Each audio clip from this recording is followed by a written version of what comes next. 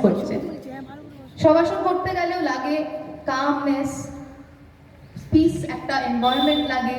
সেখানে শুয়ে তারপরে হাত পাগুলো বডি থেকে দূরে রেখে নিঃশ্বাসের প্যাটার্নটা একদম রিল্যাক্সফুল হবে।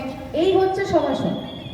আর প্রতিটা যোগার ফর্ম যেগুলো রয়েছে সেগুলোর এক একটা আলাদা আলাদা তাৎপর্য রয়েছে, বা আমাদের মেডিকেল সায়েন্সে তার আলাদা আলাদা উপকৃতা রয়েছে।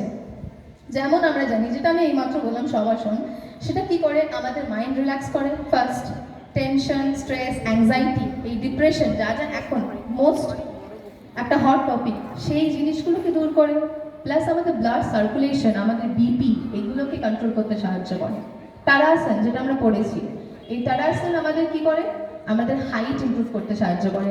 বাচ্চা বাচ্চা ছেলে মেয়েদের এই জিনিসটাকে নিয়ে আসা বা এই জিনিসটাকে প্র্যাকটিস করানো খুব ইম্পর্টেন্ট হাইট ইমপ্রুভমেন্টের জন্য।